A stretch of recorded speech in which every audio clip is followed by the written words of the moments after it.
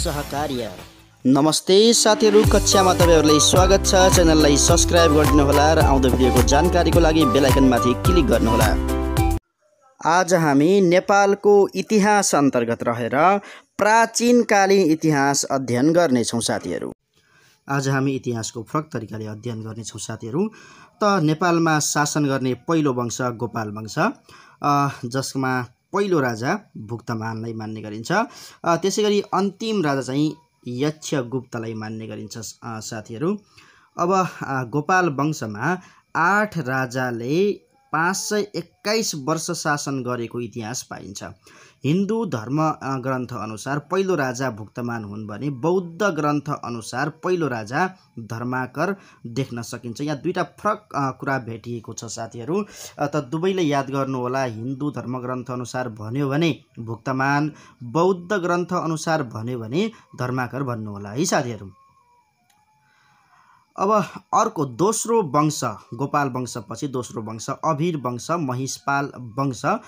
पहिलो राजा बरसिंह, अन्तिम राजा भुवनसिंह, 3 राजाले 111 वर्ष शासन गरेको कर्कपेट्रिकका अनुसार हो साथीहरु यो। त्यसैगरी चाहिँ गोपाल वंशावलीका अनुसार चाहिँ 3 राजाले 161 वर्ष शासन गरेको इतिहास पाइन्छ। अब यो दुवैको चाहिँ शासनको केन्द्रबिन्दु माता तीर्थ हो, दुवै निब जातिका हुन् भन्ने कुरा, दुवैको चाहिँ कमन पोइन्ट चाहिँ याद गर्नु होला साथीहरु। दुवै चाहिँ एउटै जातिका, कुन जातिका?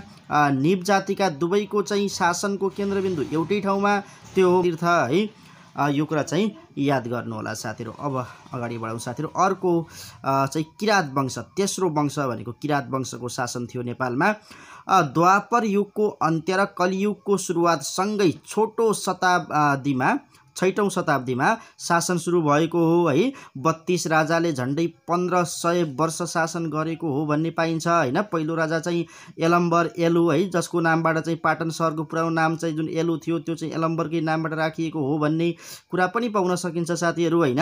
अन्तिम राजा चाहिँ गस्ती हुन् भन्ने कुरा हामीले पढेकै कुरा हो। अब महाभारतको जुन युद्ध हामी सुन्दै आएका छौं, त्यो युद्ध चाहिँ यसै कालमा भएको। त्यतिबेला चाहिँ नेपालमा चाहिँ हुमती भन्ने राजा थिए अनि उनले चाहिँ पाण्डवहरूलाई साथ दिएको भन्ने कुरा पाइन्छ हैन। गौतम बुद्ध नेपाल आएको अथवा काठमाडौँ आएको भन्ने कुरा पनि पाइन्छ। जितेदासजी चाहिँ त्यतिबेला राजा थिए है। र गौतम बुद्ध स्वयं आफै आएका होइनन् साथीहरु हैन।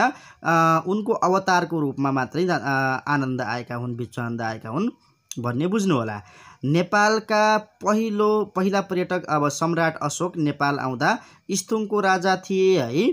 मौर्य सम्राट नेपाल आउँदा चाहिँ राजा को थिए नेपालका? त स्थुङको राजा थिए। अब उनले चाहिँ आफ्नी छोरीलाई पनि सँगै लिएर आएका थिए हैन। उनकी छोरीको नाम के थियो साथीहरु? चारुमती थियो। चारुमतीको विवाह कोसँग भयो? नेपालका देवपालसँग गराए उनले है। त्यसपछि उनको एउटा अशोक स्तम्भ पनि उनले आफैले बनाएका हुन् लुम्बिनीमा है, 6.5 फिटको हैन। त्यसमा चाहिँ ब्राह्मी लिपि पाली भाषामा लेखिएको छ हैन। लिच्छवी वंशमा जाउँ साथीहरु। पाटनको च्यासल युद्धमा है, पाटनको च्यासल भन्ने ठाउँमा युद्ध भएको थियो। कसका बीचमा? लिच्छवीहरू र किरातीहरूका बीचमा, जसमा चाहिँ 800 किरातीहरू मारिएका थिए र लिच्छवीहरूले शासन सत्ता आफ्नो हातमा लिएको पाइन्छ है। प्रथम राजा जयदेव हैन, अन्तिम राजा अंशु वर्मा भन्ने हामी सुन्दै आएका छौं। 30 राजाले 800 वर्ष शासन गरेको, 800 किरातीहरू मारिए अनि 30 राजाले 800 वर्ष शासन गरे। जनहितमा केन्द्रित थियो उनको शासन व्यवस्था। उन्नत आर्थिक अवस्था थियो। शिक्षाको विकास, कलाको पनि विकास भएको थियो। त्यसकारणले त्यस युगलाई स्वर्ण युग भनिन्थ्यो। लिच्छवी युगलाई, लिच्छवीकाललाई स्वर्ण युगका नामले पनि चिन्ने गरिन्छ। कारण यी हुन् साथीहरु नेपालको सबैभन्दा पुरानो मूर्ति पशुपतिमा रहेको विरूपाक्षको जुन मूर्ति छ, त्यो चाहिँ सबैभन्दा पुरानो मूर्ति हो, जुन किरातकालीन मूर्ति नै हो। एलम्बरको पूर्ण कदको शालिग कहाँ छ त साथीहरु? शङ्खुवा सभामा छ। यसरी यसबाट धेरै प्रश्नहरू बन्न सक्छन् हैन। युद्ध कहाँ भएको हो त? पाटनको च्यासलमा भएको हो है साथीहरु। त प्रश्न जसरी सोधिए पनि तपाईले चाहिँ तयार बस्नुपर्ने हुन्छ हैन। त यसरी पढ्नु होला। इतिहास पढ्ने यो नयाँ तरिका तपाईहरुलाई म सिकाउँदै छु। प्रश्न पढेर हुँदैन हैन। कति प्रश्न पढ्नु हुन्छ हैन, लाखौं प्रश्नहरू छन्, त्यसकारणले ज्ञान लिनु होला। अगाडि बढौं साथीहरु। अब चाहिँ लिच्छवीकालका केही प्रमुख राजाहरू र उनका चाहिँ कार्यहरू हेरौँ। पहिलो राजा यिनी पहिलो चाहिँ हेर्न यिनी चाहिँ चौथो राजा हुन्, तर चाहिँ महत्त्वपूर्ण राजाहरूको बारेमा मात्रै हामी पढ्छौँ है। सुसुप्त। अब यिनले चाहिँ के काम गरे त भन्दाखेरि वर्ण व्यवस्थाका संस्थापक हुन्। यिनी वर्ण व्यवस्थाका संस्थापक हुन्। लिच्छवीकालका पनि यिनी संस्थापक हुन् होइन। भूमि र जग्गा सम्बन्धी मर्यादा बाँध्ने काम पनि यिनले गरेका थिए। यिनको उपनाम यिनलाई के भनेर पनि चिनिन्छ त साथीहरू? आदि पुरुष भनेर पनि चिन्ने गरिन्छ। त सुसुप्तले गरेका तीनटा काम याद राख्नु होला। वर्ण व्यवस्थाका संस्थापक, लिच्छवीकालका संस्थापक र भूमि जग्गा सम्बन्धी मर्यादा बाँध्ने काम पनि उनले गरेका थिए। अब मानदेवमा जाउँ साथीहरू। 16औं राजा हुन् नि होइन। त यिनको शासन चाहिँ 521 देखि विक्रम सम्वत 521 देखि 562 सम्म यिनको शासन रहेको थियो नेपालमा। पहिलो प्रमाणित राजा जुन हामीले पढ्दै आएका छौँ, चागुनारायणको मन्दिर निर्माण गरेका थिए यिनले। नेपालको पहिलो राजदरबार मानगृहको पनि निर्माण गरेका थिए। तामाको मुद्रा मानाङ्क प्रचलनमा ल्याएका थिए है। आमालाई सती जान नदिने राजा पनि यिनै हुन्। नाग र बाँसुरीको पूजाको चलन पनि यिनले नै चलाएका थिए। गोकर्णमा मानव बस्ती बसाउने राजा पनि यिनी नै हुन्। सर्वप्रथम शिलालेखको स्थापना गर्ने राजा पनि यिनलाई नै मान्ने गरिन्छ है साथीहरू। त्यसकारणले हामीले यहाँ बुझ्नुपर्ने र पढ्नुपर्ने के छ भने पहिलो प्रमाणिक राजाका रूपमा कसले चिनिन्छ त? मानदेवलाई नै चिनिन्छ है। चागुनारायणको मन्दिर बनाए होइन। नेपालको पहिलो राजदरबार मानगृह जुन भव्य राजदरबारको रूपमा चिन्ने गरिन्छ त्यो पनि चाहिँ मानदेवले नै निर्माण गरेका हुन् भन्ने कुरा बुझ्नुला। तामाको मुद्रा प्रचलनमा ल्याउने, त्योभन्दा पहिला मुद्रा नै थिए र पहिलो मुद्रा यिनले नै प्रचलनमा ल्याएका हुन्, जसको नाम चाहिँ मानाङ्क थियो है। त्यसरी आमालाई चाहिँ सती जान नदिने राजा पनि मानदेव नै हुन् भन्ने बुझ्नु होला। त्यसकारणले नाग र बाँसुरीको पूजाको चलन चलाउने राजा पनि को हुन् त? मानदेव नै हुन् भन्ने बुझ्नु होला। गोकर्णमा मानव बस्ती बसाउने राजा पनि को हुन् त? मानदेव नै हुन् होइन। त्यसै गरी सर्वप्रथम शिलालेखको स्थापना गर्ने राजा पनि मानदेव नै हुन् होइन। त यिनको चाहिँ यिनी प्रमाणित राजा किन मानिए त? यिनको चाहिँ अभिलेख भेटिएको छ, अरू कुनै पनि राजाको अभिलेख भेटिएको छैन, तर यिनले लेखेको चाहिँ अभिलेख भेटिएको हुनाले यिनलाई चाहिँ प्रमाणित राजा मानेको हो है साथीहरू। अब चाहिँ यसरी तपाईहरूले चाहिँ पढ्नुभयो भने इतिहासको पूर्ण अध्ययन हुन्छ र तपाईँले चाहिँ तयारी पूर्ण हुन्छ है साथीहरू। नत्र के हुन्छ भने प्रश्नहरूतर्फ तपाईँले मोडल क्वेसन मात्रै हेर्नुभयो भने त्यसले पुग्दैन होइन। त्यसकारणले चाहिँ सम्पूर्ण ज्ञान तपाईँले लिनुपर्ने हुन्छ। प्रश्नहरू त धेरै बन्छन्, तर चाहिँ समग्रतामा अध्ययन गर्नुपर्ने हुन्छ, सूत्रात्मक रूपमा अध्ययन गर्नुपर्ने हुन्छ र अगाडि बढ्नुपर्ने हुन्छ। र आउँदै गरेको परीक्षालाई मध्यनजर गर्दै तपाईँहरूले चाहिँ चाँडै आफ्नो तयारी पूर्ण गर्नुहोला र पूर्ण तयारी गरेर परीक्षा दिन जानुहोला। मेरो शुभकामना तपाईँहरूसँग सधैँ हुनेछ। अगाडि बढौँ साथीहरू। अब वसन्तदेवमा पुग्यौँ हामी। वसन्तदेवमा पुग्यौँ। दैत्य शासनको सुरुवातकर्ता। दैत्य शासनको सुरुवातकर्ता यो किन भनिएको हो भने यिनी सानैमा राजा भए। अब राजा भइसकेपछि शासनको जुन चाहिँ बागडोर थियो त्यो चाहिँ भाइ भाजाहरूले चाहिँ लिन खोजे, मन्त्रीहरूले लिन खोजे होइन। अब जसको अन्त्य चाहिँ पछि नरेन्द्र देवले गरे होइन। स्वस्ति नेपालव्य यहाँले गलत लेखिएको छ, स्वस्ति नेपालव्य भनेर चाहिँ यिनले भनेका हुन्। नेपालको कल्याण होस् लेख्ने राजा पनि को हुन् त? वसन्त देव नै हुन् होइन। त नेपालको कल्याण होस् भनेर लेख्ने राजा को हुन् त? वसन्तदेव। महत्त्वपूर्ण प्रश्न। अर्को साथीहरू अंशुवर्मा। यिनी चाहिँ रोलकालका राजा होइनन्। यी चाहिँ तपाईँको चाहिँ राजवंशका पनि होइनन्, तर यिनी चाहिँ नरेन्द्र देवका चाहिँ भान्जा हुन्। यिनलाई चाहिँ मन्त्री बनाइयो, तर चाहिँ यिनले चाहिँ शासनता आफ्नो हातमा लिएर चलाए। तर पछि चाहिँ यिनले चाहिँ छोड्ने बेलामा चाहिँ आफ्नो चाहिँ सन्तानहरूलाई चाहिँ सत्ता दिएनन् कि पुरानै तपाईँको चाहिँ वंशलाई चाहिँ सत्ता दिएका हुनाले यिनलाई चाहिँ न्यायप्रेमी अथवा चाहिँ आदर्श राजा पनि भनिन्छ। अब भारतका शासक हर्षवर्धन अंशुवर्माका बहिनी ज्वाइँ होइन। चीनका सङ्गचङ्गम्पो अंशुवर्माका छोरी ज्वाइँ। दुवै छिमेकीसँग राम्रो सम्बन्ध बनाएका होइन। त कैलाशकूट भवन बनाउने राजा पनि, वैष्णव मुद्रा चलाउन प्रचलनमा ल्याउने राजा पनि हुन्। बालकको सालनाल काट्ने चलन चलाउने राजा पनि हुन्। शब्द विद्या ग्रन्थका रचयिता पनि हुन्। पशुपतिनाथलाई राष्ट्र देवताको मान्यता दिने राजा पनि हुन्। यति धेरै कार्यहरू यिनले गरेका छन्। यिनको पालामा धेरै नै विकास भएको, दुवै देशसँग राम्रो सम्बन्ध स्थापना भएको पाइन्छ। गुप्त सम्वत चलाउने राजा पनि यिनै हुन्, अंशुवर्मा नै हुन्। महाराजधिराजको उपाधि पाएका हुन् जनताबाट, तर चाहिँ महासामन्तको उपाधि चाहिँ शिवदेवले दिएका हुन्। हिन्दू र बौद्ध दुवै धर्म मान्ने राजा पनि यिनै हुन्। नेपालको इतिहासमा आदर्श शासकको रूपमा मैले भनिसकेँ यिनको बारेमा। किन आदर्श भनियो भनेर भिरकुटीले तिब्बत लगेका भिक्षु चाहिँ को हुन् त? शिलमन्जु हुन्।